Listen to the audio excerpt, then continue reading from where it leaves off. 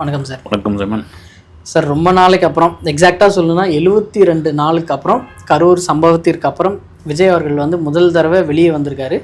இன்றைக்கி வந்து correct time இல்லை, 10 நிமிஷத்துக்கு முன்னாடியே வென்யூக்கு போயிட்டார். இன்றைக்கி அவருடைய பேச்சு, அப்புறம் அந்த புதுச்சேரி மக்களுடைய அந்த வரவேற்பு எப்படி சார் இருந்தது? உண்மையில் ஒரு 72 நாளுக்கு பிறகு வந்து புதுவெளியில் வந்து பேசுகிற இதுக்கு முன்னாடி காஞ்சிபுரத்தில் பேசியிருந்தாப்புல, அது ஒரு அரங்கத்துக்குள்ளே பேசுறது ஒரு 2000 பேருக்குள்ளே. இது கூட ஒரு 5000 பேருக்கு தான் அனுமதி அப்படின்னாங்க. ஒரு கிட்டத்தட்ட வெடிகாலத்துலேருந்து 5 மணிலேருந்து அந்த கூட்டம் இவ்வளோ பெரிய கூட்டமாக இருந்திருக்கு. இந்த QR கோடு இந்த மாதிரியான வசதிகள்லாம் இது பண்ணியிருந்தாங்க. எல்லாம் ஆரம்பத்தில் வந்து இவர் வந்து புதுச்சேரி அரசியலை பேச போகிறாரா, மொத்த அரசியல் பேச போகிறாரா, தமிழக அரசியல் பேச போகிறாரா, அல்லது வந்து ஒன்றிய அரசினுடைய அரசியல் பேச போகிறாருன்னு எல்லாருக்கும் அது வந்தது. அவருடைய ஸ்பீச்சில் பெரும்பாலும் வந்து புதுச்சேரி அரசியல் சம்மந்தமாக தான் இருந்தது. நான் இந்த ஏரியாவுக்குள்ளே வந்துட்டேன், நான் இந்த அரசியல் தான் பேசி ஆகணும் அப்படின்னு.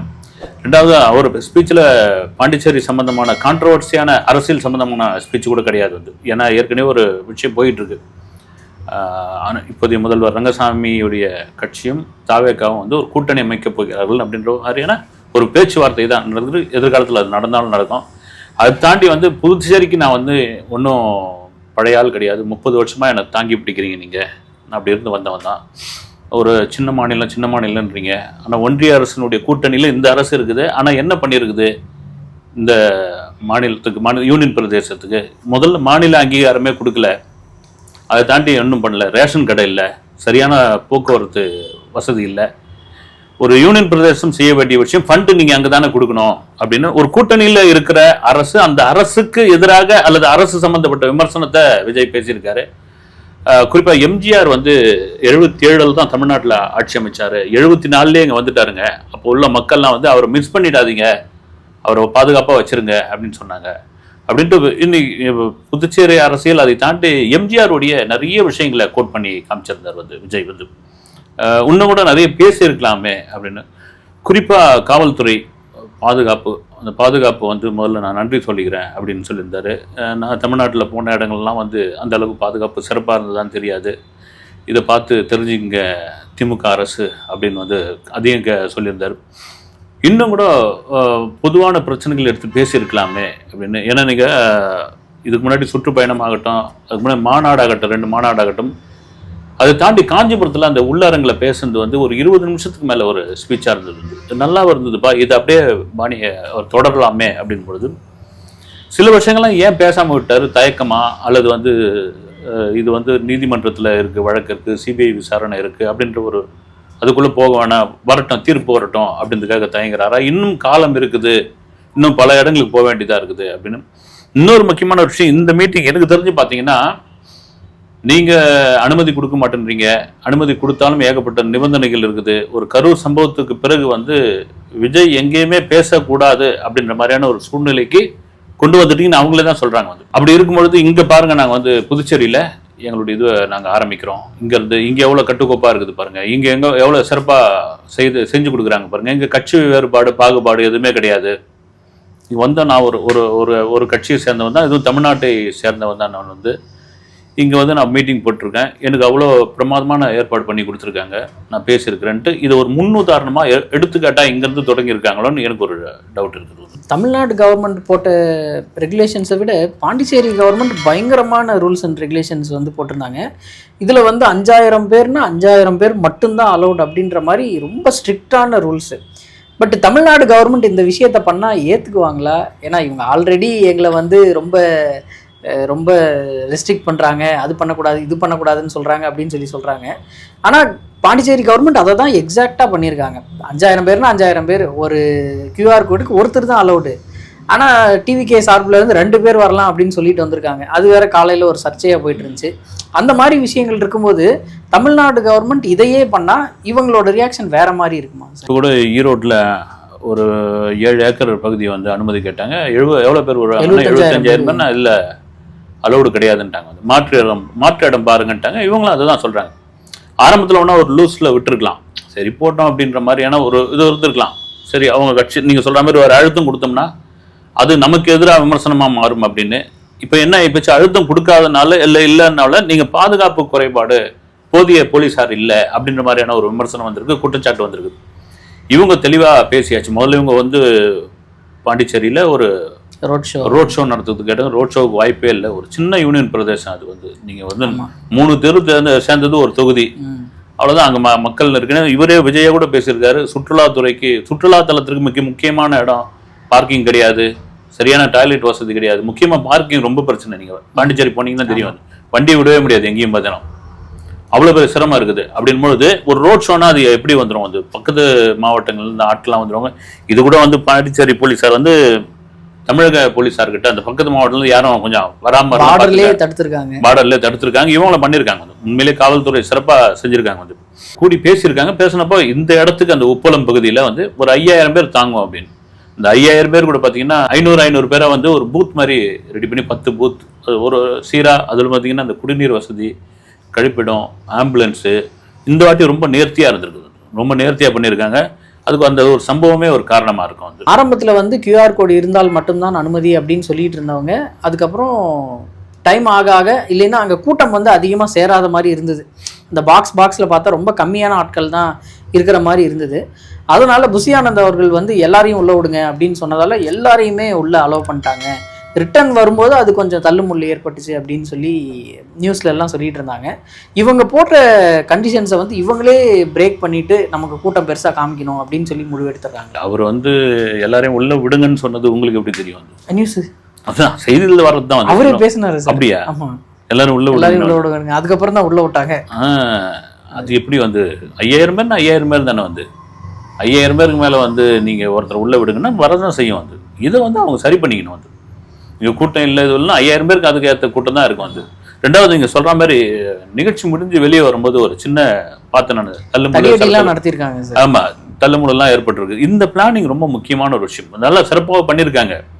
நீங்கள் இதை தாண்டி வந்து எந்த வழியில் போகணும், எப்படி வரணும் தான் அந்த காலத்துல சொல்லுவாங்க. நம்ம கூட பேசியிருக்கிறோம். வந்து எம்ஜிஆர் பொதுக்கூட்டங்களில் பேசினாருன்னா வந்து ஆண்களை உட்கார சொல்லிட்டு பெண்களை வந்து கிளம்பி நீங்கள் போங்க, ஆம்பளைங்கிட்ட நான் முக்கியமான ஒரு விஷயம் பேசணுன்ட்டு ஒரு 20 நிமிஷம் கழிச்சு ஒன்றும் இல்லை அவங்க கிளம்பி போட்டோம் அப்படின்றதுக்காக தான் நான் நிற்க வச்சேன். இது ஒரு டாக்டிக்ஸ். வந்து அந்த காலத்தில் இந்த மாதிரியான வசதிகள்லாம் இல்லை. இப்போ அதெல்லாம் இருக்குது. வந்து உங்களுக்கு வந்து பிரித்து விட்டுறதுக்கான வசதிகள்லாம் இருக்குது. என்ன எதுவும் தெரியல. கொஞ்ச நேரம் ஒரு சலசலப்பு ஏற்பட்டிருக்கு. எல்லாம் ஒரு என்ன சொல்கிறது, ஒரு பிளானிங் தான். ஆனால் இதை நீங்கள் சொல்கிற மாதிரி வந்து உள்ளே விடுங்க அப்படின்ட்டு ஒரு கட்டுக்கோப்பான ஒரு விஷயம் அரசு அனுமதி கொடுத்துருக்குது. அதை மீறக்கூடாது. ஆனால் விடுங்கன்னு சொல்கிறது எந்த விதத்தில் நியாயம்? அது தவறான ஒரு விஷயம். சார், விஜய் அவர்கள் வந்து இன்னைக்கு பேசினது எப்பயும் பேசுகிற டெம்ப்ளேட் தான். 5 நிமிஷம் ஸ்டார்டிங்கில் டிஎம்கே அப்போஸ் பண்ணி பேசுறது, அதுக்கப்புறம் அந்த பிரச்சனையை பேசுறது, அதுக்கப்புறம் அப்படியே முடிக்கிறது. இன்னைக்கு அவர் பேசினது வந்து 11 நிமிஷம் 45 செகண்ட் ரிலேட்டடாக வந்தது. அதில் வந்து இதை பார்த்து கற்றுக்கோங்கன்ற மட்டும்தான் சொன்னார். காஞ்சிபுரத்தில் பேசின அந்த ஃபயர் வந்து இங்கே இல்லையோ அப்படின்ற ஒரு ஃபீலிங். ஏன்னா ரொம்ப நாள் கழிச்சு வெளியே வராரு அப்படின்னும் போது நான் வந்து ரொம்ப எக்ஸ்பெக்ட் பண்ணேன். ஒருவேளை எக்ஸ்பெக்ட் பண்ணதால அப்படி இருந்ததா என்னன்னு தெரியல. நான் வந்து ரொம்ப எக்ஸ்பெக்ட் பண்ணேன், நிறைய பேசுவார், ரொம்ப ஃபயராக இருக்கும் அப்படின்னு நினச்சேன். பட்டு ரொம்ப ஆர்டினரியாக இருந்தது அந்த ஸ்பீச்சு. நிறைய பேர் அதை தான் எதிர்பார்த்தாங்க. ஊடகங்களே அதை தான் எதிர்பார்த்தாங்க. வந்து இன்னைக்கு பார்த்தீங்கன்னா அவ்வளோ செய்தி சேனல்கள், யூடியூப் சேனல்கள் எல்லாம் வந்து நேற்று நைட்டே அங்கே போய் குழுமியிருந்தாங்க. பப்ளிக் பைட்ஸ் எடுக்கிறது, அவங்க ஒரு சந்தோஷமாக சொல்கிறது, எங்கள் இது வரட்டும் அப்படின்னு. இது நீங்கள் சொல்கிற மாதிரி பாண்டிச்சேரியும் தமிழ்நாடும் பிரித்து பார்க்க வேண்டிய அவசியம் கிடையாது. அது விஜய் சொன்னது தான். வந்து பிரித்து பார்க்க அப்படி இருக்கும்பொழுது வந்து தமிழர்களுக்கான பிரச்சனை, பொதுவான பிரச்சனை இன்னும் கூட பேசியிருக்கலாமே. நீங்கள் பாண்டிச்சேரி பிரச்சனை தான் பேசணும்னு கிடையாது, பேசிட்டாரு. இருக்கிற பிரச்சனைகளை பேசியிருக்கலாமே. கரூர் சம்பவம் நீங்கள் நேரடியாக அதை குறிப்பிடாமல் அந்த சம்பவ சம்பந்தமான சில விஷயங்கள் நீங்கள் சொல்லியிருக்கலாமே. எதிர்பார்த்து தான் வந்து எண்ணத்தில் டக்குன்னு முடிச்சிட்டாப்புல அந்த பேச்சு. நீங்கள் சொன்ன மாதிரி காஞ்சிபுரத்தில் இந்த பேச்சு இல்லை. இப்போ புதுச்சேரி கவர்மெண்ட் வந்து பிஜேபி அலையன்ஸில் தான் ஃபார்ம் பண்ணியிருக்காங்க. அப்படி இருக்கும்போது பிஜேபியை கூட ஸ்ட்ரைட்டாகவும் திரும்ப பேர் சொல்லியும் எதுவும் சொல்லலை, இல்லை அந்த கவர்மெண்ட்டை வந்து பெருசாக தாக்கியும் எதுவும் பேசலை. ஒருவேளை நீங்கள் சொன்ன மாதிரி அந்த அலையன்ஸ் வைக்கிறதுக்கு பிளான் பண்ணிகிட்டு இருக்கிறதால பேசலையோ அப்படின்ற ஒரு இது எதுவுமே பேசாமல் திடீர்னு புதுச்சேரியில் இந்த மாதிரி ஒரு மாநாடு நடத்துறதுக்கு என்ன சார் காரணமாக இருக்கும்? ஏன்னா ஒன்று பயங்கரமாக பேசணும், இல்லைன்னா வேற கவர்மெண்ட்டை அப்போஸ் பண்ணி பேசணும். ரெண்டுமே பண்ணல. சும்மா 10 நிமிஷத்துக்கு நம்ம பேசிட்டு வருவோம் அப்படின்ற மாதிரி வந்து பண்ணது என்ன காரணமாக? 2 விஷயம்தான். ஒன்று, நீங்கள் புதுச்சேரியில் போய் ஒரு சின்ன யூனியன் பிரதேசம், அங்கே போய் நீங்கள் பெரிய பிரச்சனைகள் பேச வேண்டிய கண்டென்ட் ஒன்றும் கிடையாது. அதை தாண்டி வந்து அங்கே இருக்கிற கவர்மெண்ட்டு நீங்கள் சொல்கிற மாதிரி ஒரு சின்ன கவர்மெண்ட்டு தான். வந்து ஒரு யூனியன் பிரதேசம் தான். வந்து மத்திய அரசு சார்ந்ததாக இருக்க வேண்டும். வந்து அப்புறமா அலையன்ஸ்லையும் இருக்காங்க. அப்படின்போது அவங்கள என்ன தான் அடிக்க முடியும்? வந்து ரெண்டாவது பார்த்தீங்கன்னா இப்போது முதல்வர் ரங்கசாமி வந்து இவர் சினிமா நடிகராக இருக்கும் பொழுதே வந்து சந்திச்சிருக்காரு. அவர் நல்ல ஒரு நட்பில் இருக்காங்க, நண்பராக இருக்காங்க. அப்புறம் அரசியல் கட்சி ஆரம்பித்த பிறகு மீட் பண்ணியிருக்காங்க. இப்போ வரைக்கும் பாண்டிச்சேரி அரசியல் களத்தில் வந்து தவேகாவுடன் அவங்க கூட்டணி வச்சு தான் வந்து தேர்தல் நிற்க போகிறாங்கன்ற ஒரு பேச்சு இருக்கிறதுனால மேபி அது ஒன்றும் பெருசாக இருக்காது. நீங்கள் சொல்கிற மாதிரி இங்கே ஒரு சினிமா பாணியில் சொன்னோம்னா இது ஒரு மறுபடியும் ரீஎன்ட்ரின்னு வாங்கல, ரீரிலீஸ் மாதிரி வந்து கரூர் சம்பவத்துக்கு பிறகு ரீரிலீஸாக வந்திருக்கிற இப்போ ஒரு நாங்கள் வந்து டீசர் தான் அமைச்சிருக்கிறோம், அதுக்கப்புறம் ட்ரெய்லரு, அதுக்கப்புறம் மெயின் பிக்சரை வந்து 2026 காமிக்கணும். ஒரு டீசர் மாதிரி இந்த இடத்துல இருந்து ஆரம்பிச்சிருக்கலாம் சார். அடுத்தடுத்து தொடர்ந்து மாநாடாக இருக்கும் அப்படின்ற மாதிரி டாக் நிறைய போயிட்டு இருந்தது. ஈரோட்டில் இன்னும் பெர்மிஷன் கிடைக்கல. இன்னைக்கு 9ஆம் தேதி ஆயிடுச்சு, 16ஆம் தேதின்னு சொல்லியிருந்தாங்க. 7 நாள் தான் இருக்குது. அதுக்குள்ளே ஒரு இடத்த பிடிச்சி அவங்க பெர்மிஷன் உங்களுக்கு கொடுத்து அதை சரி பண்ணி ரெடி பண்ணி பண்ணுற அளவுக்கு பாசிபிளா, இல்லை அது இன்னும் தள்ளி போக வாய்ப்பு இருக்கு? இல்லை, ஒன்று நீங்கள் சொல்கிறதுல 2 விதமாக இருக்குது. ஒன்று வந்து செங்கோட்டையன் அதை நாங்கள் இடத்த தேர்வு பண்ணிவிடுவோம், அதுவும் தனியார் இடம் தான் திரும்ப சொல்கிறார். தனியார் இடத்த தான் நாங்கள் வந்து கேட்டிருக்கோம், அதை தேர்வு பண்ணிவிடுவோன்னு. ஒருவேளை அதுக்கு கள ஆய்வு பண்ணும்போது போலீஸ் வந்து இது சரியாக இருக்குமா இருக்காதா, ரொம்ப குறுகிய காலம் ஆயிடுச்சு, இன்னும் தள்ளி போடுங்க தேதியை, ஏன்னா ஆல்ரெடி 4 வாரத்துக்கு முன்னாடி கொடுக்கணும்னு சொல்லியிருக்காங்க. அதனால் தள்ளி போகிறதுக்கும் வாய்ப்பு இருக்குது. அதுக்காக பிரச்சாரம் பண்ணாமலே வந்து கடந்துட்டு போக முடியாது. வந்து தேர்தல் எலெக்ஷன் வந்துடுச்சு, வந்து இன்னும் ஒரு 3-4 மாதத்தில் எலெக்ஷன். அதனால் வந்து கண்டிப்பாக இருக்கும், அது நிறைய நிபந்தனைகள் இருக்கும், வழிகாட்டு நெறிமுறைகள் இருக்கும். அது இருந்தால்தான் அடுத்த கட்ட பயணத்தை வந்து அவங்க தொடருவாங்க.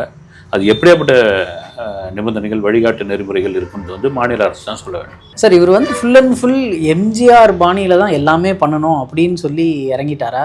ஏடிஎம்கே எம்ஜிஆர் யூஸ் பண்ணுற அளவு அதை விட இவர் வந்து அதிகமாக யூஸ் பண்ணிக்கிட்டு இருக்காரு. எம்ஜிஆர் இதே மாதிரி தானே ஒரு விமர்சனம் வந்தது, அவரையும் வந்து கூத்தாடி நடிகர் மேக்கப் போட்டவர் அப்படின்னு சொல்லி அதே விஜயம் பேசியிருக்காரு. அவருக்கு ஏற்பட்ட ஒரு பிரச்சனை தான் வந்து. ரெண்டாவது, எம்ஜிஆருடைய மாஸ் இன்னைக்கு வரைக்கும் இருந்துகிட்டு இருக்குது. எம்ஜிஆர் அரசியலை தொடாமல் எம்ஜிஆருக்கு பிறகு யாரும் அரசியல் பண்ண முடியாது அப்படின்ற ஒரு சூழ்நிலை இருக்கும்போது எம்ஜிஆருடைய இது செங்கோட்டையன் மாதிரி உள்ளே வந்த பிறகு இதெல்லாம் சேர்த்து சொல்லுங்கள் தம்பி. இன்றைக்கி எம்ஜிஆருக்கான ஃபாலோவர்ஸ், எம்ஜிஆருடைய வெறியர்கள்லாம் இன்னும் இருக்காங்க அப்படின்னு நீங்கள் சொல்கிற மாதிரி.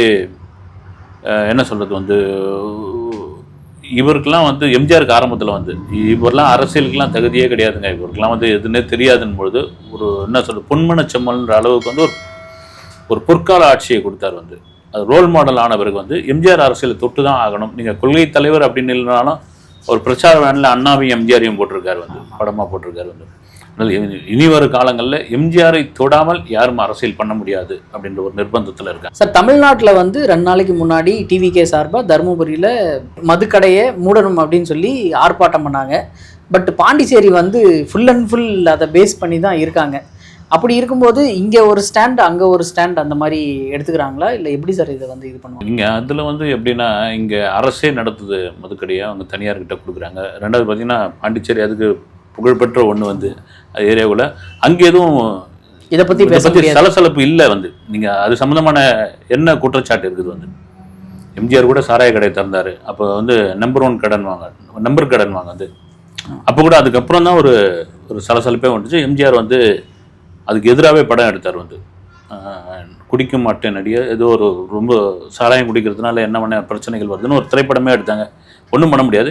இப்போ நிறைய அந்த டாஸ்மாக் சம்மந்தமான ஊழல்கள் இதெல்லாம் ரோட்டுக்கு ரோடு நிறைய கடைகள்லாம் திறந்து வச்சுருக்கீங்க அப்படின்போது நிறைய பிரச்சனைகள் வரும்போது அது எல்லாரும் கையாளும் போது இவங்க எடுத்து அதை எதிர்ப்பு தெரிவிக்கிறாங்க.